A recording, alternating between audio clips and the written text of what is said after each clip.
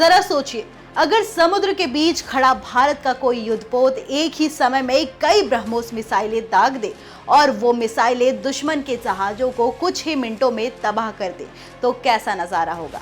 यही तस्वीर अब हकीकत बनने जा रही है। जी हां, भारतीय नौसेना अपनी पूरी फ्लीट को ब्रह्मोस सुपरसोनिक क्रूज मिसाइल से लैस करने को तैयार है और इसका मतलब है एक साथ 300 से भी ज्यादा ब्रह्मोस मिसाइलों को दागने की ताकत। क्या है पूरी रणनीति और आखिर ब्रह्मोस मिसाइल क्या है और क्यों इसे दुनिया की सबसे खतरनाक हथियारों में गिना जाता है, जानेंगे इस वीडियो में। तो चलिए शुरू करते हैं।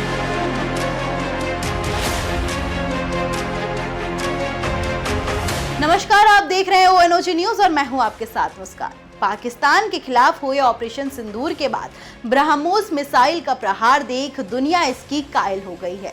इस मिसाइल ने जिस टारगेट को हिट किया वो तहस नहस हो गया। ब्रह्मोस ने अपने सभी एडिशन में सेनाओं को और मजबूत बनाया है। ब्रह्मोस की अभूतपूर्व सफलता के बाद भारतीय नौसेना को 2 नए युद्धपोत उदयगिरी और हिमगिरी मिल रहे हैं, जो ब्रह्मोस मिसाइलों को फायर करने में सक्षम होंगे।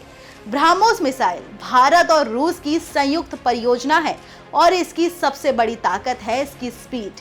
जी हां, ये आवाज की रफ्तार से भी कई गुना तेज चलती है, सुपरसोनिक स्पीड में।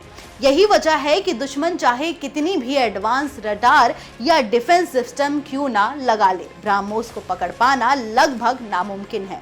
यानी ये मिसाइल दाग दी गई तो निशाना चूकने का सवाल ही नहीं उठता। आज की तारीख में भारतीय नौसेना के पास कई स्टेल्थ फ्रिगेट्स और डिस्ट्रॉयर जहाज है। इन पर ब्रह्मोस मिसाइलें पहले से लगाई जा चुकी है, लेकिन अभी इनकी संख्या सीमित है। धीरे धीरे चरणबद्ध तरीके से नौसेना अपनी हर फ्लीट को ब्रह्मोस से लैस कर रही है। INS उदयगिरी और INS हिमगिरी जैसे नए युद्धपोत शामिल होने जा रहे हैं।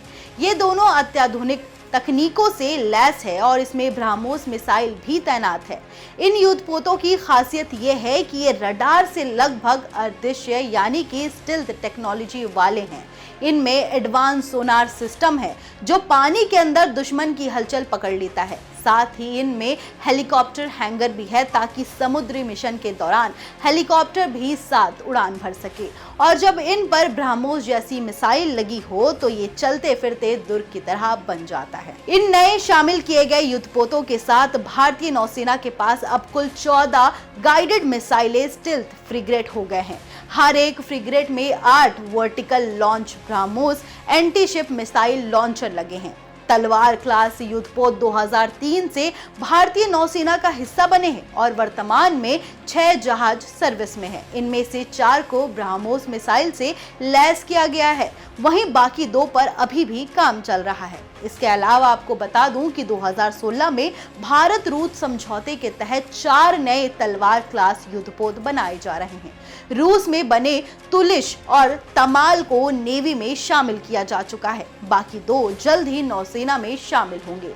अब जरा 2030 की तस्वीर देखिए। तब तक भारतीय नौसेना के पास कुल 20 ऐसे स्टिल्थ फ्रिगेट होंगे जिनमें हर एक पर ब्रह्मोस तैनात होगी। इसके अलावा 13 बड़े डिस्ट्रॉयर जहाज भारत के पास होंगे। नए डिस्ट्रॉयर पर 16 मिसाइल लॉन्चर होंगे, जबकि पुराने जहाजों पर 8 लॉन्चर पहले से लगे हैं। इन्हें जोड़कर अगर देखा जाए तो कुल क्षमता 300 से अधिक ब्रह्मोस मिसाइल की हो जाएगी। यानी अगर जरूरत पड़ी तो भारत समुद्र में दुश्मनों पर 300 से ज्यादा मिसाइलें बरसाकर उसे ध्वस्त कर सकता है। ये केवल संख्या का खेल नहीं है, ये रणनीति का भी खेल है। समुद्र आज के दौर पर सिर्फ व्यापार का रास्ता नहीं बल्कि सामरिक ताकत की कुंजी है। दुनिया का ज्यादातर तेल, गैस और सामान समुद्री रास्तों से गुजरता है। ऐसे में जो देश समुद्र को कंट्रोल करता है वही असली ताकतवर कहलाता है। भारत जिस जगह पर स्थित है वहां से हिंद महासागर, अरब महासागर और बंगाल की खाड़ी के रास्तों पर नजर रखी जा सकती है। अगर हमारे पास इतनी मजबूत नौसेना है तो कोई भी दुश्मन इन रास्तों को चुनौती नहीं दे सकता।